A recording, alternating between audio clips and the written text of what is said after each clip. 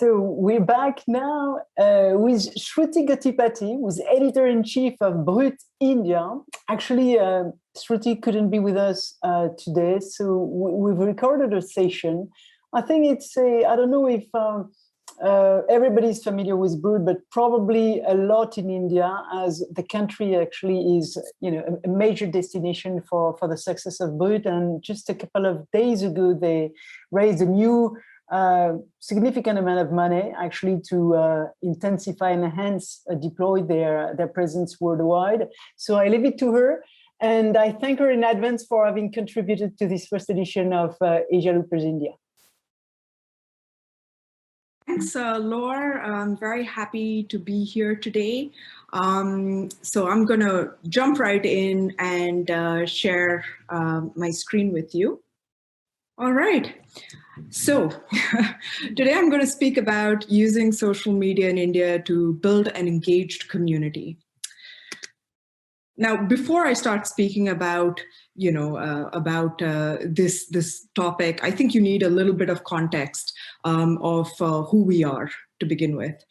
So Brut is a French digital video publisher in the sense that the founders come from the French media world. They launched Brut in 2016 and created these very short, punchy videos that went out on social media and very quickly became a household name here in France. The second country we launched in was the US. So we started doing the same kind of, short videos, but targeted at a domestic American audience, covering topics that mattered to that audience. And the third country we launched in was India. And this is interesting because India was not an afterthought. For a lot of foreign media companies, coming to India is something that happens after they launch in a dozen, other countries and then say, hey, there's an opportunity there in India. So here it made sense to sort of come in early because, India has the largest social media audiences. It's got the largest number of Facebook users. So it really made sense to come to India early. But as you know, India has a crowded media ecosystem. There are, hundreds of, television news channels. There's, countless websites. It's one of the few places on the planet where newspapers are still booming. So as a news publisher, what does it mean to launch in a country like India? At that point, it wasn't a given that we would go on to become the most watched publisher on social. It wasn't a given that we'd grow to, have over 1 million views annually. At that point, we were still figuring out where the gaps in the market are. And it turns out that the answer was actually quite simple. So we figured that if we could create value, we had something interesting on our hands. We found that young Indians were coming to social media for news. Well, actually, they were coming to social media for pretty much everything. But they were getting a lot of noise, and they weren't really walking away with a clearer understanding of what was happening around them. So we wanted to craft a really thoughtful content strategy. We decided to, cut out the clutter. We wanted to focus on just important newsworthy stories. We used the gold standard. We used credible sources, and we added relevant context to these stories. And I'm just going to pause for a second here to emphasize this point.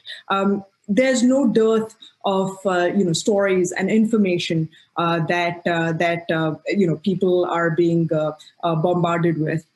So here, what we're really saying is that how do we make sense of all this news and information and stories that they're seeing? What does it mean? How is it relevant to them? How does it matter to them? So that was one of the important questions we were answering when deciding what to focus on, what to offer these young social media savvy audiences. And finally, we told these stories in a really, original, fresh way.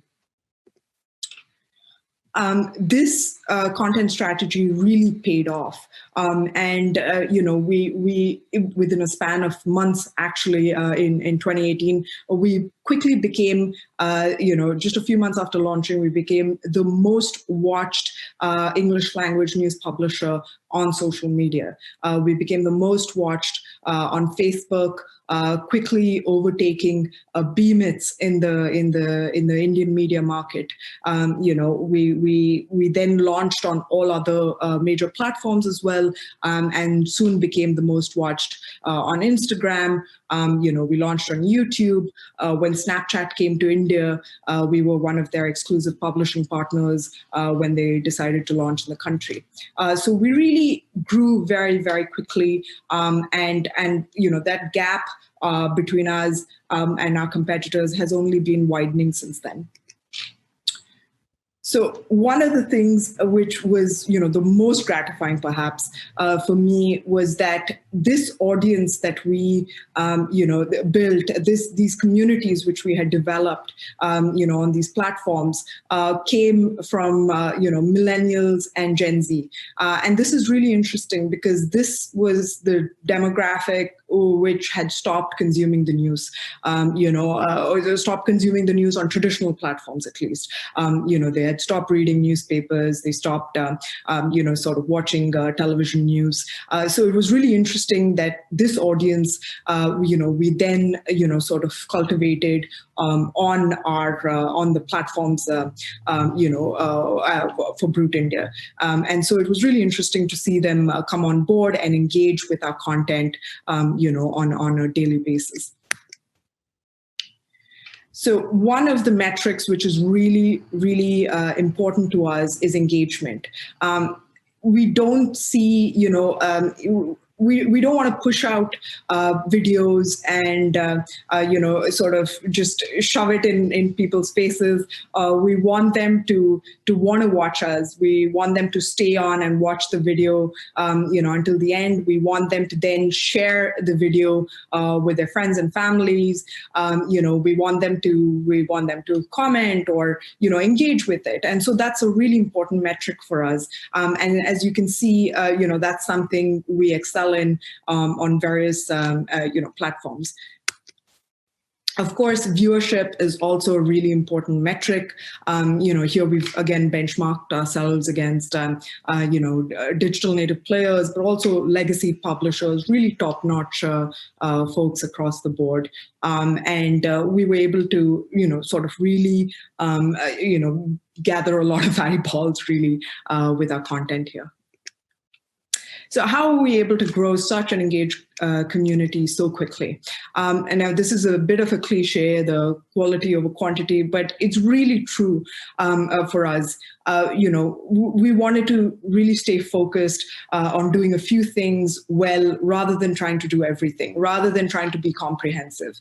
We publish only a handful of videos a day. And as I mentioned before, we're very thoughtful about the kind of stories that we choose to do, and by doing this, we were able to offer real value to people and keep them coming back for more.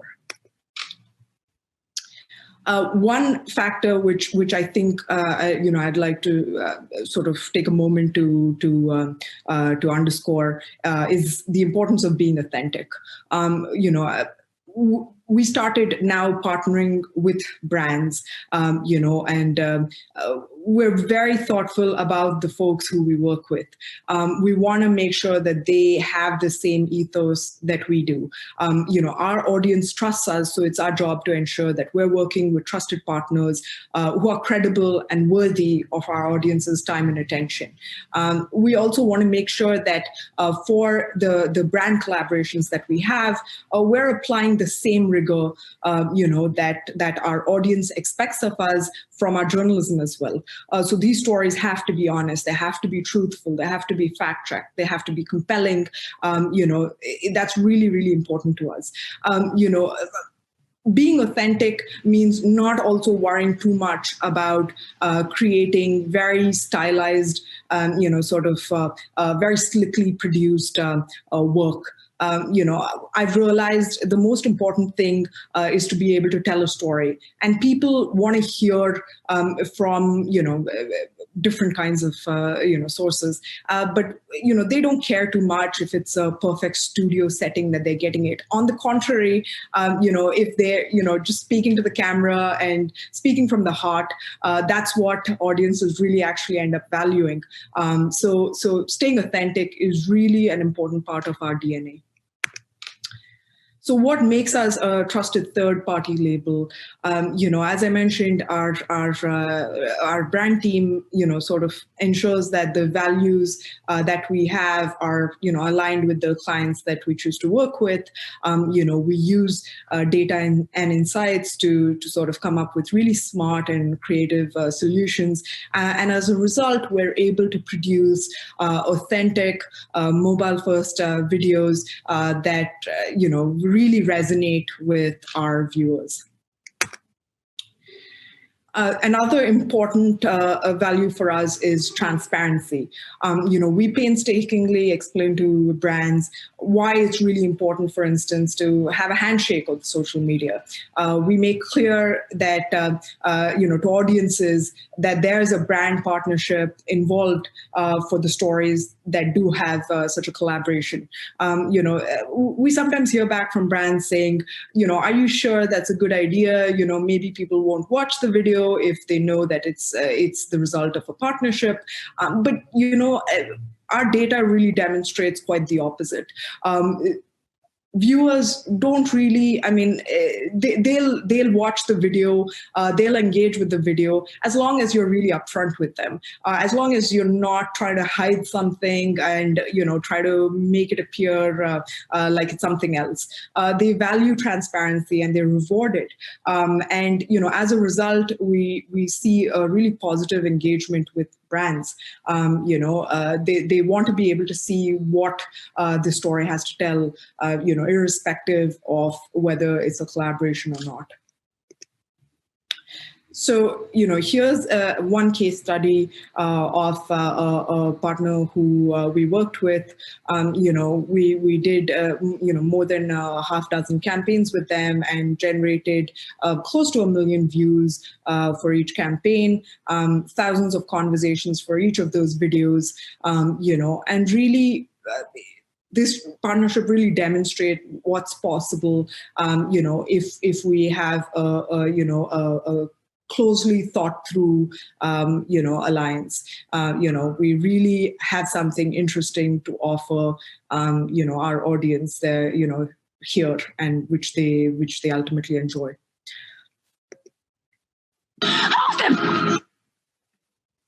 All right. So to wrap up, I'd like to say that if we apply these principles, content can become a real talking point for influential and ordinary people alike.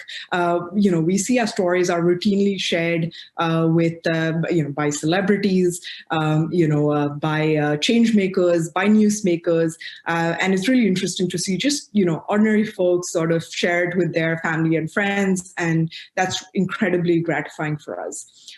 So I think I've rattled on for long enough. Thank you for hearing me out today. I wanted to share my email address. Feel free to write to me if you have any questions, or if you just want to say hi and introduce yourself. My email address is shruti@brut.media. So don't hesitate to reach out, and thank you so much for your time.